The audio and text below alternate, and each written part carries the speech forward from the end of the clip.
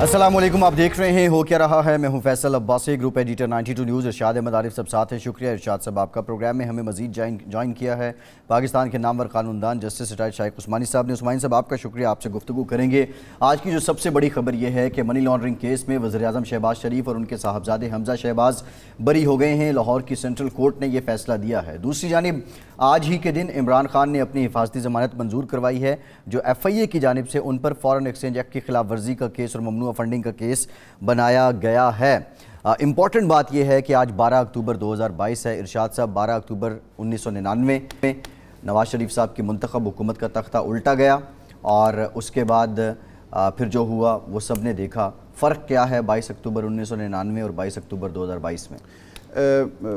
वाज़ेह इस पे बात हम करते हैं, लेकिन शाइख उस्मानी साहब हमारे साथ हैं, माहिर कानून, सुप्रीम कोर्ट के साबिक जज। हम शाइख साहब से पूछते हैं कि शाइख साहब ये फरमाएं कि ये जो आज फ़ैसला आया, बरियत हुई है, ये फ़र्द जुर्म आयद होने से पहले बरियत हो गई है। एक तो ये फरमाइए कि ऐसा होता है कि किसी शख्स पर कोई फ़र्द जुर्म भी आयद ना हो और उसको बरी भी कर दिया जाए, और दूसरा ये है कि ये अगर ऐसा नहीं होता तो फिर ये प्रोसिक्यूटर की कमज़ोरी है या केस ही बहुत कमज़ोर था? देखिए, जब तक कि जजमेंट पूरी ना आ जाए रीजनिंग, तो ये कहना मुश्किल है कि किस बिना पर ये फैसला हुआ। सही। लेकिन आमतौर से होता ये है कि अगर कभी जिस तरह सियासी केसेस होते हैं, सियासी लोगों के खिलाफ, सियासी केस नहीं, सियासी लोगों के खिलाफ केसेस होते हैं, जो कि हमारे मुल्क में एक नॉर्मल रिवाज है कि जो पार्टी पावर में होती है वो अपने ऑपोजिशन के लोगों को कोर्ट में घसीटती है। एक नॉर्मल चीज़ है।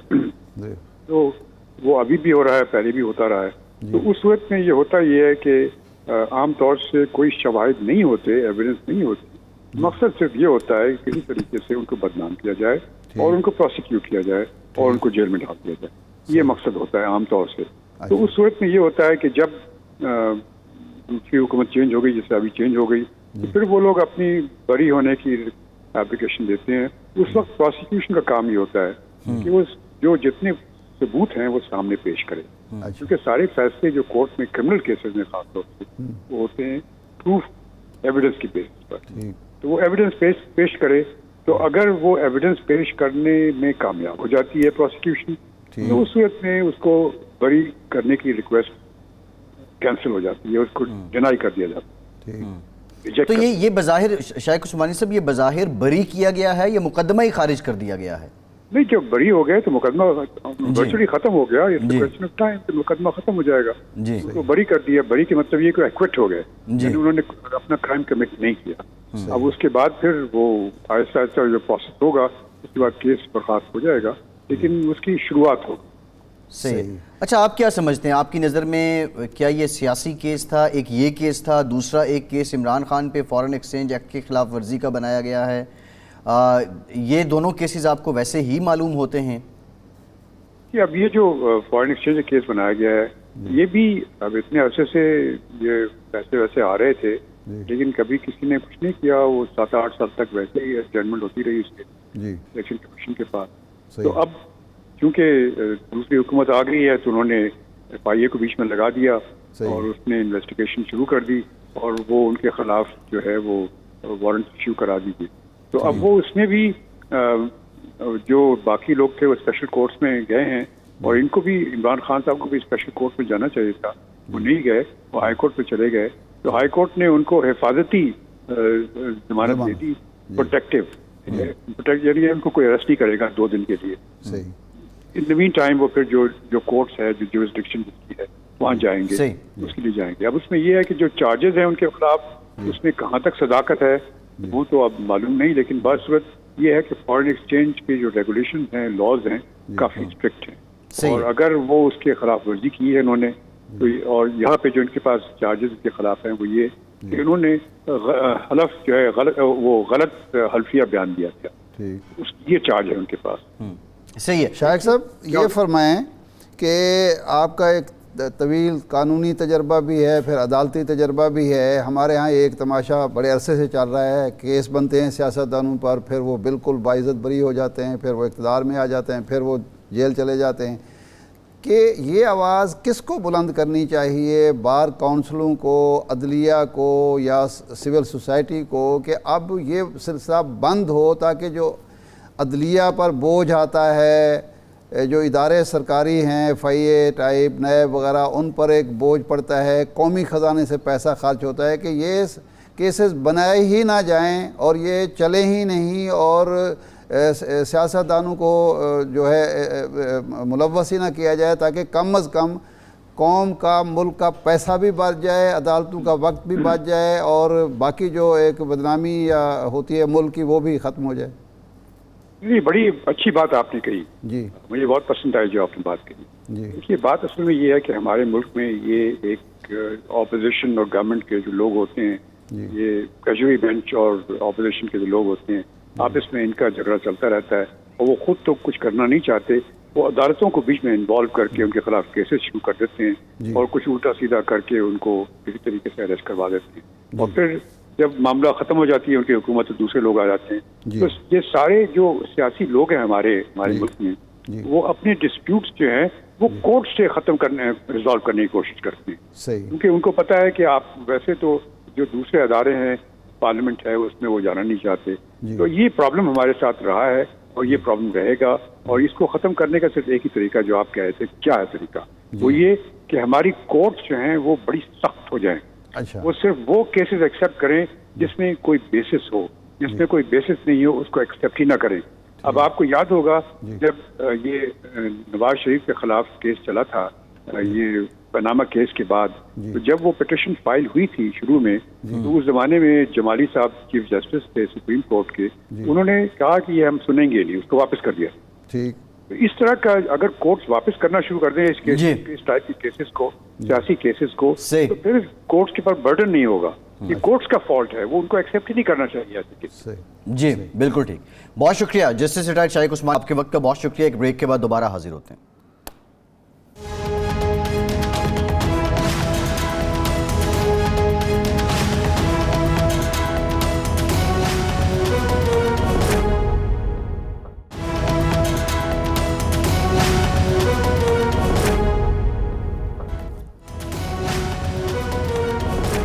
بریک کے بعد ایک بار پھر سے آپ کا خیر مقدم کرتے ہیں۔ آج قومی اسمبلی کے اجلاس کے دوران شکوہ کیا خورشید شاہ صاحب نے، جو آبی وسائل کے وزیر بھی ہیں، کہ ان کے گھر میں جو بجلی کا بل آیا ہے وہ 33,000 ہے، اور جو فیول ایڈجسٹمنٹ کی مد میں قیمت ڈال دی گئی ہے وہ 2 لاکھ روپے ہے۔ اب خورشید شاہ صاحب نے کہا کیا ہے، ذرا یہ دیکھیے۔ میں نے منسٹر صاحب سے یہ بات کی کہ میرے گھر کا بل، کیونکہ سولر لگا ہوا ہے، 33,000 روپے، You are lucky. 33,000، اور اس کے اوپر فیول چارجز 2,74,000۔ اب یہ میتھمیٹکلی مجھے سمجھا۔ یہ سوال کیا گیا خورشید شاہ صاحب کی جانب سے، فیول ایڈجسٹمنٹ چارجز 2,74,000 روپے آ گئے ہیں اور بل 33,000 ہے، اور یہ کہہ رہے ہیں کہ میرے گھر میں جو بجلی کا سولر نظام ہے، شمسی بجلی جو ہے وہ ان کے گھر میں موجود ہے۔ ارشاد صاحب، آنریبل منسٹر خورشید شاہ صاحب بڑے معتبر سینئر سیاستدان، خرم دستگیر صاحب نے جواب دیا جی ہم اس کی تحقیقات کریں گے۔ آبی وسائل کے وزیر جو ریلیونٹ آدمی ہیں وہ شکوہ کر رہے ہیں توانائی کے وزیر سے، یہ وزیروں کی حالت ہے، عام لوگوں کی حالت کیا ہے؟ نہیں، یہ تو وابڈا والوں نے یا وہ جو بھی ان کا ہوگا ڈسکوز، اس نے بڑی مہربانی کی ہے۔ اصل میں خورشید شاہ صاحب کو یہ ایک لحاظ سے اطلاع دی ہے کہ جناب عوام کے ساتھ یہ کچھ ہو رہا ہے، آپ کہاں بیٹھے ہوئے ہیں، جی بتانے کا اس کو کوئی طریقہ نہیں سوجا۔ ظاہر ہے شاہ صاحب ملتے نہیں ہوں گے، فون نہیں سنتے ہوں گے، مصروف ہیں بہت زیادہ، ہر وزیر ہر آدمی کی۔ اس نے کہا یہی طریقہ ہے کہ ان کو بتائیں کہ بھئی لوگوں کو کس طریقے سے ٹریٹ کیا جا رہا ہے، عام آدمی کو، کہ 35,000 34,000 کی بجلی جلائی ہے اور 2,74,000 جو ہے وہ اس پہ ڈال دیے گئے ہیں فیول ایڈجسٹمنٹ چارجز۔ تو اس کا مطلب یہ ہے کہ لوگ جو رونا رو رہے ہیں وہ درست رو رہے ہیں، اور ہمارے حکمران جو ہیں وہ یہ بتا رہے ہیں دنیا کو، عوام کو، کہ جناب ہماری معیشت بڑی مضبوط ہو رہی ہے۔ بھائی معیشت کا کیا، عوام کا بیڑا غرق ہو گیا ہے، وہ ان کے لیے مشکل ہو گیا ہے کہ اگر بجلی گھر میں جلانی ہے تو وہ بجلی کا بل دیں، بچوں کے لیے دودھ کا، چھوٹے بچوں کے لیے دودھ کا انتظام کریں، اپنے لیے کھانے پینے کی کوئی چیز خریدیں۔ اگلے دن ایک فیملی میرے گھر آئی ہوئی تھی، انہوں نے کہا 1 مہینے سے ہمارے گھر میں چکن نہیں پکا، جی 1 مہینے سے دال پکا لی، چٹنی کے ساتھ کھانا کھا لیا، کوئی سبزی کر لی، کیونکہ سبزی بھی 200 روپے کم سے تو کوئی سبزی بھی نہیں ملتی، کوئی سبزی نہیں ہے، 500-600 روپے دال ہے۔ تو اب سوال یہ ہے کہ کتنا زیادہ امتحان، اچھا خورشید شاہ صاحب کی تو سنی گئی، انہوں نے اسمبلی میں کہہ دیا، وہ فون بھی کر کے کہہ سکتے ہیں، باقی جو عوام ہیں بیچارے 99% لوگ ہیں، ان کی تو کوئی سننے والا بھی نہیں ہے۔ وہ اچھا ان کو تو بل جینون بل آیا ہوگا نا، جی پچھلے مہینوں بجلی استعمال کر لی ہوگی، فیول ایڈجسٹمنٹ کی مد میں آ گئی ہوگی۔ جو لوگوں کو لائن لاسز میں بھی ان پر جو وابڈا کے لوگ کرپشن کرتے ہیں وہ بھی عوام کو بھرنی پڑتی ہے، اس کی سزا ملتی ہے۔ جو چوری ہوتی ہے بجلی وہ بھی ساری کی ساری ان کو بھرنی پڑتی ہے، اور لائن لاسز کے نام پر جو فراڈ ہوتا ہے وہ بھی عوام سے ہی نکلتے، بالکل ایسے، اور ان لوگوں کو یہ سارا کوئی سزا ملتی ہے جو ایمانداری سے پاکستان کے بالکل ٹھیک ہے۔ اچھا ارشاد صاحب دیکھیں، کو بل دینا چاہتے ہیں، یہ بڑا امپورٹنٹ پوائنٹ ہے خورشید شاہ صاحب نے جو اٹھایا، اور یہ بڑا اچھا کیا انہوں نے اسمبلی میں اس پہ بات کی۔ ٹھیک ہے وہ منسٹر حکومت میں ہیں، یہ بہت اچھا کیا، اپنی ناکامی کا اعتراف بھی کیا، لوگوں کا مسئلہ وہ بھی اجاگر ہوا۔ اب اسحاق ڈار صاحب ہیں امریکہ میں، اسحاق ڈار صاحب نے یہ کہا جب یہ انہوں نے 100 ارب روپے کی سبسڈی دی ایکسپورٹ سیکٹر کو، اور بجلی کے ریٹ کو فکس کر دیا 19 روپے 99 پیسے، یعنی 20 روپے فی یونٹ، تو انہوں نے کہا کہ میں IMF کو ڈیل کر لوں گا، میرے پاس بہت سے جواز ہیں اس سبسڈی کے۔ اسحاق ڈار صاحب کے اس دورے کے بعد کیا موجودہ حکومت کی معاشی پالیسیوں میں IMF کی جھلک نظر آئے گی، یا یہ ایک انڈیپینڈنٹ معاشی پالیسی ہوگی، اور حکومت اس پوزیشن میں ہے کہ انڈیپینڈنٹ معاشی پالیسی بنا کے یہ مہنگائی کا بوجھ کم کر سکے، یہ عوام کی حالت کچھ بہتر کر سکے؟ دیکھیں بات یہ ہے کہ جو IMF ہے نا، وہ تو ایک حکمرانوں کے اور اشرافیہ کے ہاتھ میں ایک ہیلا بہانہ ہتھیار ہوتا ہے، اور کچھ بھی نہیں ہوتا۔ جب IMF میں ہم نہیں جاتے تو تب مہنگائی نہیں کر رہے ہوتے یہ۔ جی میں ہمیشہ یہ بات کہتا ہوں کہ IMF ہو یا نہ ہو، یہ جو اوپر کی کلاس ہے یہ قربانی کیا دیتی ہے؟ اس کے کوئی اخراجات کم ہوتے ہیں، ان کی عیاشیاں کم ہوتی ہیں، یہ لوٹ مار کم کرتے ہیں، یہ سرکاری جو فنڈز ہوتے ہیں ان کو احتیاط سے خرچ کرتے ہیں، جہاں سڑک کی ضرورت نہیں ہے وہاں سڑک بن رہی ہے، جہاں بلڈنگ کی ضرورت نہیں ہے وہاں بلڈنگ نہیں بن رہی ہے، اور جہاں ضرورت ہے وہاں کچھ ہو ہی نہیں رہا، جہاں ضرورت نہیں ہے ملازمت کی وہاں ملازم بھرتی کیے جا رہے ہیں۔ یہ جو بیڑا غرق ہوا ہے ریلوے کا اور PIA کا اور سٹیل مل کا اور دوسرے، وہ کس لیے ہوا ہے کہ جہاں 10 لوگوں کی ضرورت ہے وہاں 1000 بندہ بھرتی کیا ہوا ہے۔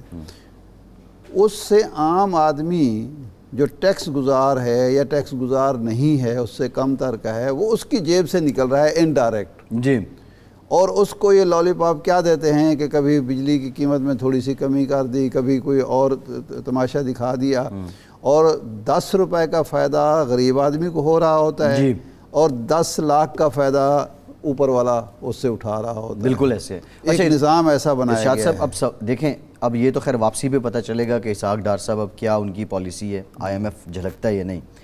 شہباز شریف صاحب خاصے ایکٹیو ہیں، وہ قازقستان کے اب دورے پہ ہیں۔ اسحاق ڈار صاحب امریکہ میں ہیں، شہباز شریف صاحب قازقستان کے دورے پہ ہیں۔ اس سے پہلے یہ کہا جاتا تھا کہ ہماری جو فورن پالیسی ہے وہ عمران خان نے آ کے تہس نہس کر دی ہے۔ بلاول بھٹو صاحب نے بھی بڑے طویل دورے کیے، مختلف ممالک کے کیے۔ یہ حکومت پاکستان کے باہر کی دنیا کے ساتھ جو تعلقات ہیں، اگر وہ ان میں دراڑ تھی تو ان کو بحال کرنے میں کامیاب ہو رہی ہے؟ اگر ہو رہی ہے تو کیا ریزن ہے کہ ہمارے پاس صرف ایشین ڈیولپمنٹ بینک کے اعلان کے علاوہ، $2.5 ارب کے اعلان کے علاوہ ہمارے پاس ان ٹرمز آف منی کوئی سیلاب زدگان کے لیے امداد نہیں آ رہی؟ تو پھر تعلقات کیسے اچھے ہو گئے؟ خارجہ پالیسی کیسے کامیاب ہوگی؟ دوروں سے تو خارجہ پالیسی کامیاب نہیں ہوتی، ملاقاتوں سے تو نہیں ہوتی۔ اس کی ریفلیکشن ہوتی ہے دو سطحوں پر. ایک تو ہے کہ انٹرنیشنل ریجنل ایشوز پہ ہمارے ساتھ کون کھڑا ہے, کیا مسئلہ کشمیر پر ہمارے ساتھ کوئی کھڑا ہے. ایک دوسرا یہ ہے کہ جب مصیبت میں ہم گرفتار ہوں تو مالیاتی طور پر ہماری کون مدد کر رہا ہے. اگر جو آپ بتا رہے ہیں اور حقیقت بھی یہی ہے کہ ہمیں کہیں سے انسانی بنیادوں پر بھی امداد نہیں مل رہی, زیادہ سے زیادہ امداد ارشاد صاحب یہ ٹینٹ بھیج دیے, راشن بھیج دیا, کھانا بھیج دیا, لیکن یہ 5 سے 10 سال کا پروجیکٹ ہے یہ بحالی. دیکھیں اصل تو بحالی کا ہے نا کہ آپ کا انفراسٹرکچر جو ہے ریاست کا وہ آپ نے بحال کرنا ہے.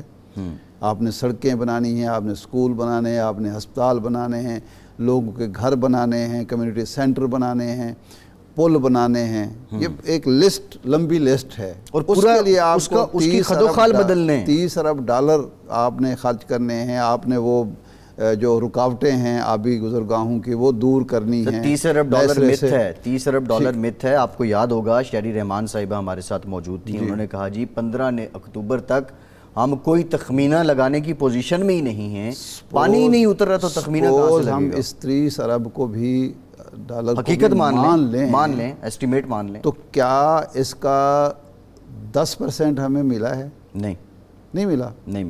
تو اس کا مطلب یہ ہے کہ ہماری خارجہ پالیسی کیسے کامیاب ہو گئی, یہ کیا تبدیلی ہم لے آئے.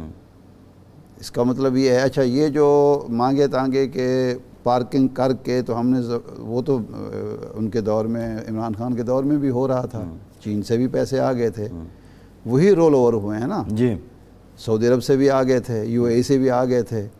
تو تبدیلی کیا آئی ہے؟ تو یہ ساری کہانیاں ہیں. جب تک آپ اپنے پاؤں پر کھڑا ہونا نہیں سیکھیں گے, جی چادر دیکھ کر پاؤں پھیلانے کی پالیسی نہیں بنائیں گے, جب تک آپ یہ کشکول جو ہے اس کو نہیں توڑیں گے. جی ہم سنتے 30 سال سے 40 سال سے کشکول توڑ دیں گے. کشکول کا وہ بڑھتا ہی چلا جا رہا ہے, اس کا پیٹ بھی بڑھتا جا رہا ہے, اس کا سائز بھی بڑھتا جا رہا ہے.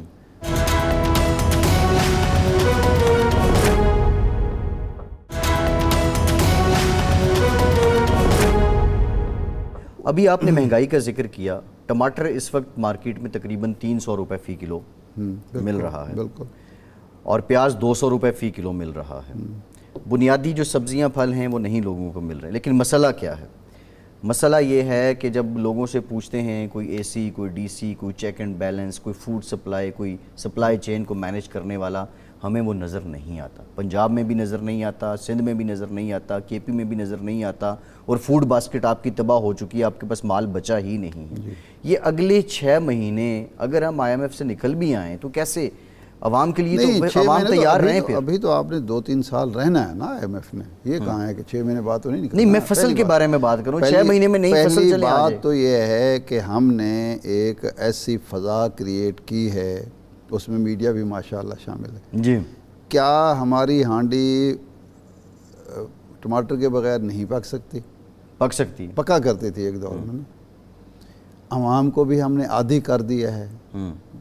اور دوسرا یہ ہے کہ لوگ جو اوپر بیٹھے ہوئے لوگ ہیں ان کی پلاننگ میں کیا آپ کا زرعی شعبہ ہے, ترجیحات میں آپ کے زرعی شعبہ ہے؟ نہیں ہے. زرعی شعبے کو آپ نے کبھی قابل توجہ سمجھا ہی نہیں. جب سمجھا ہے تو زرعی شعبے نے رزلٹ دیے ہیں. جب آپ نے گندم کی قیمت ایسی مقرر کی جس سے کسان کا, کاشتکار کا, بونے والے کا پیٹ بھی بھرے اور باقی عوام جو غیر کاشتکار ہیں ان کی ضرورتیں بھی پوری ہوں, تو انہوں نے کی. جب آپ نے بیج جو تھے وہ سستے کیے, کھادیں سستی کیں یا نارمل ریٹ پہ رکھا, زرعی ادویات پر آپ نے کنٹرول کیا, زرعی آلات پر کنٹرول کیا, تو زرعی شعبے نے رزلٹ دیے آپ. جی جب آپ بھول جاتے ہیں, آپ سمجھتے ہیں کہ اس کی ضرورت ہی نہیں ہے اور سمجھتے ہیں یہ چیزیں تو ہم باہر سے ہی منگوا لیتے ہیں, یعنی باہر کے کسان کو آپ معاوضہ دینے کے لیے, معقول لانے والے کو سبسڈی بھی دیں گے, اس کو معاوضہ بھی دیں گے, اور اپنے کسان کو انکریج نہیں کریں گے. بالکل ٹھیک ہے. تو ایک تو پہلی بات تو یہ ہے. دوسرا پہلو یہ ہے کہ ہم نے اوپر سے نیچے تک, جو میں بار بار کہتا ہوں کہ کبھی سوچا ہے کہ ہم خود کفیل بھی ہوں گے؟ خود انحصاری بھی ہوگی. اس کے بارے میں سوچا ہے؟ نہیں. ہم تو ہماری ترجیحات میں تو شامل ہی نہیں ہے یہ بات کہ ہم کسی شعبے میں خود کفیل ہوں گے. یہ چیز ہم باہر سے کسی قیمت پر نہیں منگوائیں گے. اور ہماری امپورٹ بڑھتی چلی جا رہی ہے. ایکسپورٹ ایک دور میں تو سکڑ رہی تھی, یہ پچھلے 3-3.5 سال میں پھر وہ 20 سے 31-32 تک گئی ہے, پہنچی ہے. لیکن اب پھر وہاں ہم نے بریک لگا دی ہے. پھر وہی مسئلہ بنا ہوا ہے. اب تو ہم ماشاءاللہ امپورٹ پر بھی ہم نے قدغن لگائی ہوئی ہے اور ایکسپورٹ بھی ہم بڑھا نہیں پا رہے. ایکسپورٹ بھی نہیں بڑھا پا رہے. عجیب و غریب صورتحال ہم نے پیدا کر دی ہے. اللہ کرے یہ جو ملا ہے 5 شعبوں کو, برآمدی شعبوں کو بجلی کے فکس زیرو ریٹ ملے ہیں, اس کی اس کی وجہ سے کوئی فائدہ ہو ہمارے ایکسپورٹ کو, ورنہ ہم تو سوچ ہی نہیں رہے. عمران خان یہ بات درست کرتا تھا کہ جی آپ جب تک دولت نہیں بڑھائیں گے غربت کا خاتمہ نہیں کر سکتے. غربت کا خاتمہ آپ امداد سے نہیں کر سکتے, آپ قرضے سے نہیں کر سکتے, بیرونی پالیسیوں سے نہیں بنا سکتے. غربت کا خاتمہ آپ اپنی پیداوار بڑھائیں گے, آپ اپنی دولت بڑھائیں گے, آپ بچت کرنا سیکھیں گے, تب آپ کے ہاں جب دولت معقول سطح پہ ہوگی اس کے بعد آپ کے ارشاد صاحب ایک بڑی امپورٹنٹ بات ہے. دیکھیں باہر کی جو دنیا ہے, جو ویلفیئر اسٹیٹس ہیں, وہاں پہ اکانومسٹ ہیں, وہ سم ٹائم بہت سے ممالک میں انڈیپینڈنٹ وہ اکنامک اصولوں پہ جا کے فیصلہ کرتے ہیں. ہمارے ہاں پولیٹیکل اکانومی ہے, ہمیں معاشی اصولوں کے ساتھ ساتھ سیاسی معاملات کو بھی دیکھنا ہوتا ہے. So it's a political economy. اب یہ جو ضمنی الیکشن آ رہے ہیں 16 اکتوبر کو, کیا یہ نہیں بتا دیں گے کہ عوام خود کتنا خود کفیل ہونا چاہتے ہیں؟ ایک سوال ہے نا, خود کتنا ہم کو خود کفیل ہونا چاہتے ہیں. ہم اگر عمران خان سے یا شہباز شریف سے یا آصف زرداری سے یا ان کی پالیسیوں سے نالاں بھی ہیں, لیکن ایک اسٹیریوٹائپ تو ہے جی, ٹھپا ہم نے بلے پہ لگانا ہے, ٹھپا ہم نے شیر پہ لگانا ہے, ٹھپا ہم نے تیر پہ لگانا ہے. تو یہ خود کیا عوام اس اپنے مسائل کو بڑھاوا دینے میں ملوث نہیں ہے؟ نہیں, عوام جب فیصلہ کرتے ہیں تو اس فیصلے کا احترام ہونا چاہیے اور اس کو پھر فری ہینڈ ملنا چاہیے. عوام کے حسن انتخاب کو حق کے اقتدار ملنا چاہیے اور پھر اس میں کوئی رکاوٹ نہ ڈالی جائے. کسی کی شکل پسند نہیں آئی, کسی کو کوئی بات پسند نہیں آئی, کہ ذمہ داری کسی پر ہے اور اختیارات کسی کے پاس ہیں, طاقت کسی کے پاس ہے اور سامنے عوام کے کون کھڑا ہوا ہے. وہ موقع دیں, پھر عوام صحیح فیصلہ کریں گے اور پھر عوام سے ہی پوچھ سکیں گے آپ کا غلط فیصلہ تھا. آپ اس کو موقع ہی نہیں دیتے تو اس کا پھر کیسے آپ پوچھ سکتے ہیں؟ 15 مئی کو جو ہے 17 جولائی کو الیکشن ہوئے, عوام نے ایک فیصلہ دیا نا, وہ اس فیصلے سے مختلف تھا جو اعلیٰ ایوانوں میں ہوا تھا. ایک حکومت مسلط کی گئی نا پنجاب پر ایک ارینجمنٹ کے نتیجے میں, عوام نے اس کو ریجیکٹ کر دیا. اب اس فیصلے کو پھر سیبوٹاج نہ کیا جائے. 16 اکتوبر کو جو فیصلہ عوام دیتے ہیں اس کا احترام کیا جائے اور اگلی پالیسیز ہماری جو سیاسی پولیٹیکل. اچھا جو بات آپ نے کی جی ہمارے معیشت کے اصول, آپ کا کیا خیال ہے کہ برطانیہ کا جو وزیر اعظم ہوتا ہے اس کو اپنی سیاست عزیز نہیں ہوتی؟ بالکل ہوتی ہے. سنگاپور کے وزیر اعظم کو یا صدر کو نہیں ہوتی, ملائیشیا سب کو ہوتی ہے, لیکن وہ ملک کو سب سے پہلے رکھتے ہیں, قوم کو سب سے پہلے رکھتے ہیں, اس کے بعد وہ اپنی سیاست پر. ہمارے یہاں اپنی سیاست بھی نہیں ہے جی, اپنا مفاد ہے. اب یہ ارشاد صاحب یہ جو آپ نے بات کی عوام کے مینڈیٹ کا احترام ہونا چاہیے, آج 12 اکتوبر بھی ہے, ہم نے شروع میں بھی ذکر کیا. ایک ابھی ریسنٹ میں ایک ووٹ کو عزت دو کی بات چلی, پھر اس کے ساتھ ساتھ اب بھی ایک بات چل رہی ہے, حقیقی آزادی کی بات چل رہی ہے, عوام کی بات چل رہی ہے, سول سپرمیسی کی بات چل رہی ہے. کل جو ووٹ کو عزت دو کی بات کرتے تھے, آج ان کا امپریشن کنگز پارٹی کا ہے, اور آج جو بات کرتے ہیں حقیقی آزادی کی اور سول سپرمیسی کی, کل وہ کنگز پارٹی تھے. تو یہ کنگز پارٹی کا رجحان جب تک ختم نہیں ہوگا اور سیاست کنگ کی پارٹی, سیاستدان جب تک کنگز کی پارٹی بننا نہیں چھوڑیں گے, تو اس وقت تک عوام کے مینڈیٹ کا کون احترام کرے گا؟ دیکھیں 12 اکتوبر کو بالکل یہی صورتحال تھی جو آج ہے. 12 اکتوبر کو نواز شریف ورسز آل تھا. ایک جی ڈی اے بنا تھا جس کا 1 پوائنٹ ایجنڈا تھا کہ نواز شریف کو نکالنا ہے. اسلم بیگ صاحب اس جی ڈی اے کا حصہ تھے. جب ایک میٹنگ ہوئی نواب نصر اللہ خان صاحب، بڑے قداور لوگ جو اس وقت کے تھے وہ سارے اس میں موجود تھے، تو اسلم بیگ صاحب نے سوال کیا کہ آپ نے کوئی متبادل بھی سوچا ہے؟ جی، یہ جو مجھے آپ ایجنڈا دکھا رہے ہیں اس کے نتیجے میں تو ملک میں مارشل لا لگ سکتا ہے. یعنی یہ ایک سابق آرمی چیف کہہ رہا ہے. سابق آرمی چیف کہہ رہا ہے کہ اس کے نتیجے میں تو مارشل لا لگ سکتا ہے. ہم جمہوریت کی طرف جائیں گے، نئے الیکشن کی طرف جائیں گے، یا صرف بغض نواز شریف میں ہم ملک کو اندھیروں کے حوالے کر دیں گے؟ تو انہوں نے کہا جی چھوڑیں، ہمارا مسئلہ ہے نواز شریف، مارشل لا لگے یا جمہوریت جو بھی ہے. ہو ہمیں اس سے پرواہ نہیں ہے. وہ واک آؤٹ کر گئے. انہوں نے کہا پھر میں آپ کے ساتھ نہیں بیٹھ سکتا. آج بھی سب کا مسئلہ جو ہے وہ صرف عمران خان ہے. عمران خان کو شکست دینی ہے ساری پارٹیز نے، اور ماضی سے کسی نے نہ معذرت کے ساتھ عمران خان نے بھی کوئی سبق نہیں سیکھا. اب عمران خان کا بھی تو ایک مسئلہ ہے عمران خان کا بھی ایک امتحان اس وقت ہو رہا ہے، اور ان کا بھی ہو رہا ہے. ان تجربہ کاروں کا بھی امتحان ہو رہا ہے، اور اس نا تجربہ کار کا انورٹڈ کاما اس کا بھی امتحان ہو رہا ہے. کھڑے سارے سیاستدان ایک ہی جگہ پہ ہیں. یعنی ہم 23 سال بعد بھی 12 اکتوبر 1999 پہ ہی کھڑے ہیں. ہم تو ایک وہ لکشمی چوک جو لاہور کا ہے نا، جی، اب تو وہ ختم ہو گیا، اس میں وہاں گول چکر ہوتا تھا. جی، تو وہ گول چکر کے بعض اوقات ایسے ہوتا تھا کہ رکشے والے جب کسی کو چکر دینا چاہتے تھے نا، وہ سواری بٹھاتے تھے اور اس کے ارد گرد گھومنا شروع کر دیتے تھے. ایک طرف بٹھایا، ایک چکر لگایا، اس سے کہا جی فلاں جگہ پہ لکشمی، وہ مختلف ہے نا، میکلو روڈ نکل رہی ہے، ریلوے روڈ ہے، فلاں ہے، فلاں یہ کر کو. تو وہ ہم اس گول چکر کے ارد گرد جو ہے چکر لگا رہے ہیں، اور ہم سمجھتے ہیں سفر طے ہو رہا ہے. سفر ابھی تک وہیں کا وہیں کھڑے ہوئے ہیں ہم. جی ٹھیک ہے. جہاں 12 اکتوبر کو کھڑے تھے، جہاں 5 جولائی کو کھڑے تھے، اور جہاں 27 اکتوبر 1958 میں کھڑے تھے. بالکل ٹھیک ہے. ارشاد صاحب ایک بریک لیتے ہیں، بریک کے بعد دوبارہ حاضر گفتگو کا سلسلہ یہیں سے جوڑیں گے. ہمارے ساتھ رہیے.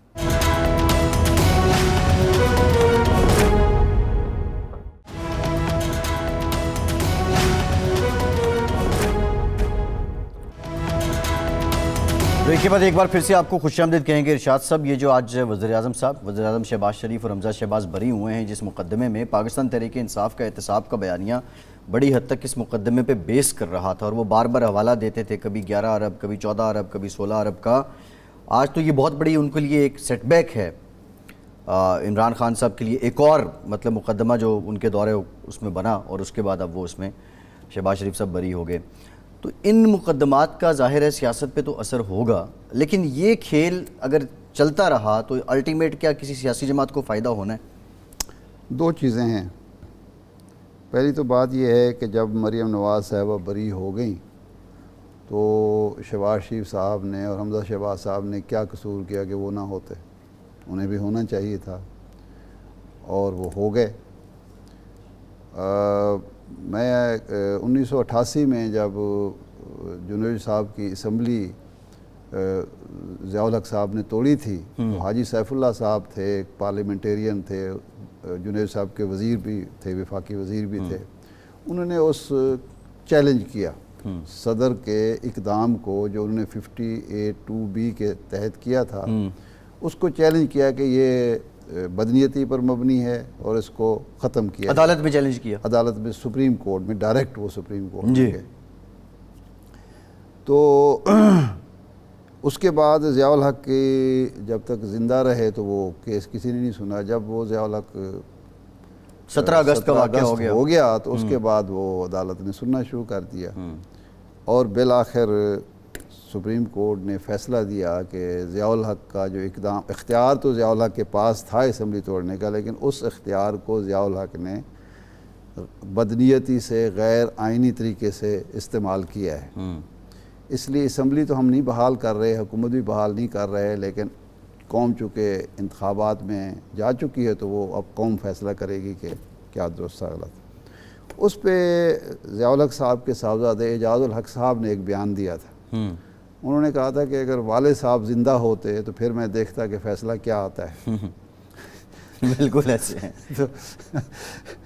سوال تو یہ ہے کہ اگر حکومت عمران خان کی ہوتی تو پھر ہم دیکھتے کہ بھی انصاف کا بول لیکن عمران خان تو حکومت میں ہوتے ہوئے بھی ان کو سزائیں نہیں دلوا سکے نا سر. پروسیکیوشن تو اس وقت بھی سوال یہ ہے کہ جس دن شہباز شریف صاحب پر حمزہ شہباز شریف پر فرد جرم عائد ہونی تھی اس دن وہ حلف لے رہے تھے پرائم منسٹر آف پاکستان کا. نہیں یہ تو اس اب میں تو آپ چاہتے ہیں کہ اس ملک میں پرائم منسٹر آف پاکستان کو سزا دی جائے, یہ تو اچھی بات نہیں ہے نا. شاہ صاحب پرائم منسٹر پاکستان کو سزا ہوئی ہے نا. کون سا؟ یوسف رضا گیلانی صاحب کو سزا ہوئی ہے, نواز شریف صاحب کو سزا ہوئی ہے, ذوالفقار علی بھٹو کو سزا ہوئی ہے.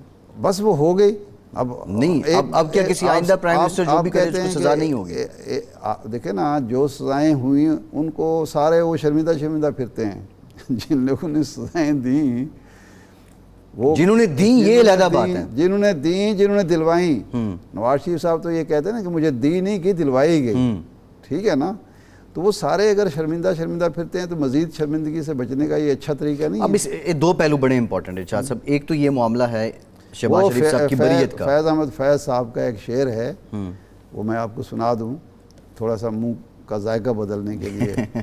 بنے ہیں اہل ہوس مدعی بھی منصف بھی, بنے ہیں اہل ہوس مدعی بھی منصف بھی, کسے وکیل کریں کس سے منصفی چاہیں. میرا خیال یہ ہے, کل آپ بات کر رہے تھے این آر او کی اوورال بات ہو رہی تھی. نیشنل ریکنسلیشن اگر واقعتاً کرنی ہے تو ایک دفعہ تمام کیسز جس پر بھی ہیں, سیاسی غیر سیاسی دیوانی فوجداری, سب ختم کر دیں, اور جن لوگوں کنوکشن ہو چکی ہے ان کو بھی بری کر دیں. ایک لیول پلینگ فیلڈ دے دیں تمام پوری قوم کو. اس میں نہ کوئی بندہ رہے نہ کوئی بندہ نواز, سارے ایک جیسے ہو جائیں. اس کے بعد پھر سارے ایک جیسے تو ایک اور صورت میں بھی ہو سکتے ہیں. نئی شروعات, جس طرح وہ کہتے ہیں نا نئی شروعات کریں, نیا آغاز کریں. سارے ایک جیسے تو ایک اور صورت میں بھی یہی حل رہ گیا ہے. اب یہی حل اب رہ گیا ہے.